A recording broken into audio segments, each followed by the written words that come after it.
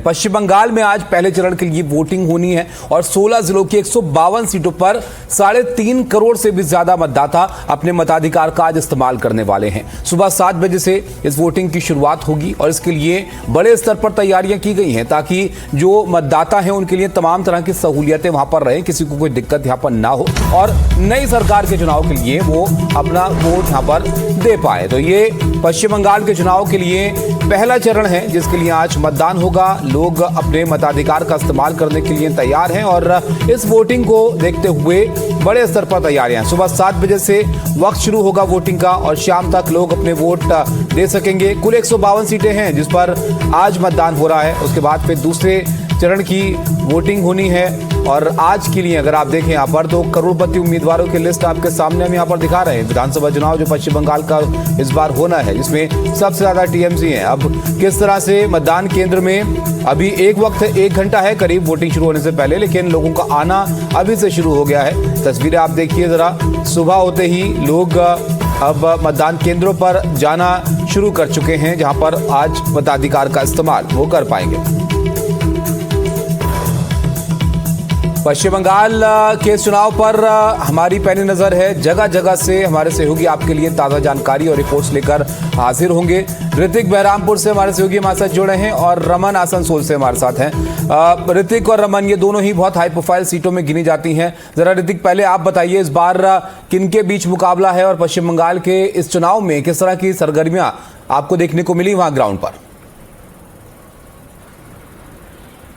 जी देखिए, good morning. और जैसे कहा जाता है कि मॉर्निंग शोज द डे, आज सुबह किस तरीके से होगा, इस चुनाव का शुरुआत किस तरीके से होगा, उसका आगाज मिलना शुरू हो गया है। बंगाल में चुनाव के समय जो है तापमान काफ़ी ऊपर है इस बार, वो राजनीतिक तापमान भी ऊपर है और मौसम के तापमान भी बेहद गर्मी है। लेकिन फिलहाल मैं कहूँ तो आसमान में कोई बादल छाया नहीं हुआ है, लेकिन बंगाल की राजनीति में इस बार बादल छाए हुए हैं। इस वक्त हमारी मौजूदगी बहरमपुर शहर में है। मुर्शिदाबाद इस बार विधानसभा चुनाव में बेहद अहम हो जाता है। हम इस तस्वीरों के जरिए दिखाएंगे कि एक मॉडल बूथ में किस तरीके से तैयारी है, क्योंकि चुनाव आयोग ने इस बात को सुनिश्चित करने के लिए कि कहीं पर किसी भी तरीके से प्रॉब्लम ना हो, किसी भी तरीके से वायलेंस ना हो, तो पुख्ता इंतजाम किया गया। जैसे देख सकते हैं ये खूबसूरती से इस बूथ को तैयार किया गया। दरअसल एक म्यूनिसिपैलिटी भवन है और सीसीटीवी का जो है व्यवस्था वो पुख्ता किया गया है। ये जो 2 सीसीटीवी लगवाए गए हैं, एक तो अंदर और दूसरा बाहर, जो है तमाम निगरानी रखी जाएगी इस सीसीटीवी के जरिए। और जो ही हम देख सकते हैं, देखिए जरा राजनीतिक आकलन हम बता दें कि मुर्शिदाबाद में जो 22 सीटें हैं उनमें से 20 सीट तृणमूल कांग्रेस के साथ है। लेकिन इस बार 2024 के चुनाव के बाद 26 के चुनाव में बहुत खास हो जाता है, क्योंकि बहरमपुर सीट से जो है 5 बार के सांसद, कांग्रेस के सांसद कट्टावर नेता जो है अधीर रंजन चौधरी चुनावी अखाड़े में हैं। और जैसे आप जानते हैं दिसंबर से बंगाल की राजनीति में जो हलचल मची हुई है बाबरी मस्जिद, बिल्कुल ऋतिक, अब यही मैं पूछने वाला था आपसे। देखिए अधीर रंजन चौधरी इस क्षेत्र से आते हैं और दूसरा रेजीनगर में जी और दूसरा ममता बनर्जी के पुराने सहयोगी ही इस बार जो है वो चुनौती उनको यहाँ पर दे रहे थे, वो चल रहा है। तो ये दोनों सीटों से जो है हुमायूं कबीर लड़ रहे हैं। तमाम मुर्शिदाबाद के कई सारे सीटें हैं जहां पर जो जनता उन्नयन, आम जनता उन्नयन पार्टी यानी हुमायूं कबीर के पार्टी भी जो है वो वहां पर उम्मीदवार खड़े किए हैं।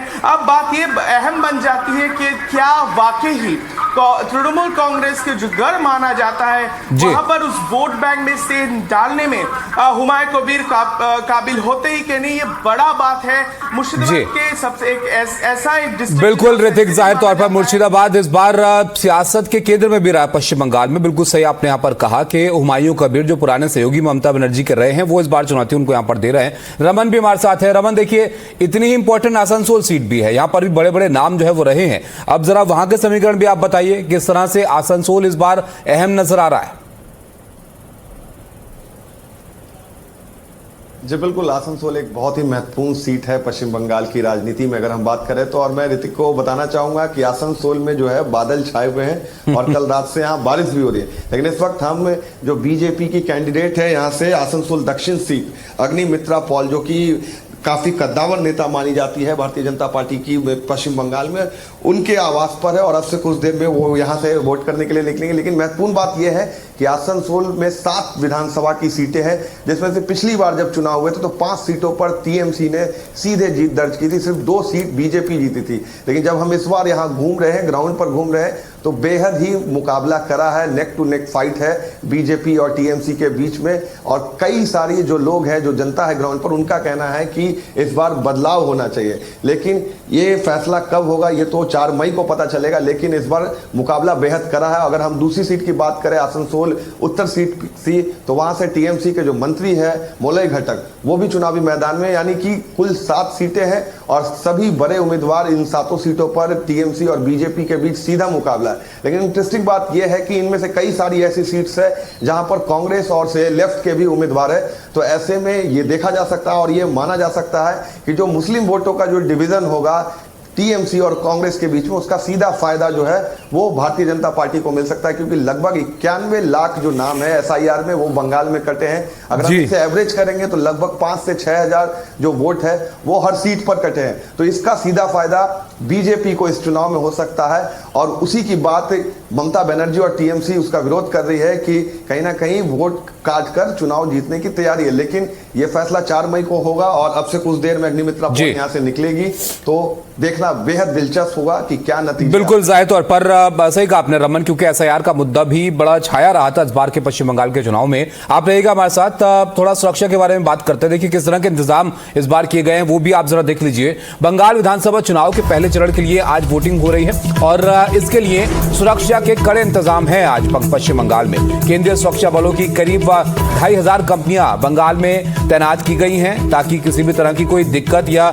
माहौल खराब करने जैसी कोई हरकत वहां पर ना हो और लोग पूरी सहूलियत के साथ अपने मताधिकार का इस्तेमाल कर पाए। रमन, ये भी बहुत जरूरी है। देखिए पश्चिम बंगाल के चुनाव में जिस तरह का इतिहास रहा है, ऐसे में ये बिल्कुल नहीं चाहेगा चुनाव आयोग के कहीं पर कोई दिक्कत किसी के भी सामने आए, इसलिए बड़े स्तर पर सुरक्षा बल यहां पर तैनात किए गए। जरा बताइए आप सुरक्षा के लिहाज से किस तरह की तैयारियां वहां पर दिख रही हैं आपको? जी बिल्कुल, सुरक्षा एक बहुत बड़ा चैलेंज भी थी पश्चिम बंगाल में। जिस तरह से 2021 के विधानसभा चुनाव में हमने देखा था कि कई सारे बूथ पर और सेंटर पर जो है हंगामा देखने को मिला था। लेकिन सेंट्रल एजेंसीज इस बार पूरे तरीके से मुस्तैद है पश्चिम बंगाल में। सीआरपीएफ और सेंट्रल फोर्स के कई बटालियंस को पश्चिम बंगाल में उतारा गया है और केंद्रीय जो बल है, केंद्रीय बल हर जगह तैनात है। और जितने भी उम्मीदवार है, खासकर कि बीजेपी के, उनकी सुरक्षा के लिए सेंट्रल फोर्सेस को भी लगाया गया है कि कोई भी उस तरह की घटना उनके क्षेत्र में घूमने के दौरान ना हो। इसको लेकर पूरे बंगाल में भी सेंट्रल एजेंसीज की तरफ से अलर्ट जारी है। ऐसे में फ्री एंड फेयर इलेक्शन कराना एक बहुत बड़ा चैलेंज भी रहता था चुनाव आयोग के लिए। लेकिन चुनाव आयोग ने जिस तरीके से तैयारी की है, लग रहा है कि इस बार के जो इलेक्शन है वो फ्री एंड फेयर होंगे। और ऐसे में सेंट्रल एजेंसीज की रोल काफी ज्यादा बढ़ जाती है। कई सारी कंपनियां पहले से तैनात है और उसके बाद जो दूसरे चरण का चुनाव होगा तो यहां के बाद जो सेंट्रल एजेंसीज के फोर्स है वो दूसरे चरण में शिफ्ट होंगे। हालांकि खास करके जो फर्स्ट फेजेज में जो ज्यादातर ऐसे जिले हैं जैसे कि मुर्शिदाबाद, मालदा, ये सारे ऐसे जगह है जहां पर सेंट्रल एजेंसीज को ज्यादा सक्रिय होना पड़ेगा। लेकिन अगर बात करेंगे हम आप सेंट्रल में, आसनसोल या फिर वीरभूम, ये सारे ऐसे इलाके हैं जहां पर हिंसा जो है वो काफी कम मानी जाती है। लेकिन सेंट्रल एजेंसीज का एक बड़ा रोल इस चुनाव में देखने को मिलेगा। बिल्कुल जाहिर तौर पर, और इसके लिए ही तमाम इंतजाम यहां पर हैं। रमन, आप रहिए हमारे साथ, ऋतिक भी हमारे साथ बने हुए हैं। ऋतिक, देखिए इससे पहले आप बता रहे थे कि क्यों जो मुर्शिदाबाद का क्षेत्र है ये बहुत महत्वपूर्ण है इस बार के चुनाव में, क्योंकि हुमायूं कबीर पूरा जोर इस बार की सियासत में लगा रहे थे। जरा बताइए कि समीकरणों के लिहाज से इस बार विधानसभा चुनाव में पश्चिम बंगाल के कितना बड़ा फर्क ये क्षेत्र डाल सकता है अगर यहां पर हुमायूं कबीर अच्छा कर जाते हैं? देखिए बिल्कुल, ये समीकरण के राजनीतिक आकलन और समीकरण की अगर बात की जाए तो मुर्शिदाबाद के नतीजे बेहद खास और अहम होगा इस बार के विधानसभा चुनाव के नतीजे के मुताबिक। क्योंकि देखिए 2024 के बाद जिस तरीके से हमने देखा है कि धीरे धीरे कांग्रेस जो है एक बार फिर से बंगाल की जमीन पर अपनी पैर पसरने की कोशिश कर रही है। कांग्रेस नेता खासकर अधीर रंजन चौधरी की माने या फिर पिछले 6 महीनों से मैं लगातार, जब से ये बाबरी मस्जिद को लेकर विवाद खड़ा हुआ है, राजनीतिक तेज हुई है, मैं लगातार यहां पर दौरे पर आया हूं और धीरे धीरे जिस चीज को मैंने महसूस किया है लोगों से बात करते हुए, कांग्रेस कहीं ना कहीं अपना जो है शौकतो घाटी जिसे कहती है, यानी उसका किला माना जाता है, गढ़ माना जाता है। चाहे यहाँ पर जो है तृणमूल कांग्रेस की लहरें हैं बंगाल में, लेकिन कांग्रेस का अपना जो किला मालदा मुर्शिदाबाद वो है बरकरार था। तो कहीं ना कहीं फिर से जो है वहां पर जो मुस्लिम वोट बैंक, क्योंकि मुस्लिम बहुल इलाका और एक डिस्ट्रिक्ट है, वहां पर सेंध डालने की काम अगर हुमायूं कबीर जैसे पार्टी करते हैं, जिसको लेकर वो काफी वायदे कर रहे हैं, वो कह रहे हैं कि उन लोगों के लिए करेंगे, और बीजेपी और तृणमूल कांग्रेस के खिलाफ उनकी पार्टी की मोर्चा है, तो कहीं ना कहीं इसका नतीजा जो है किसको फायदा दिलवाएगा।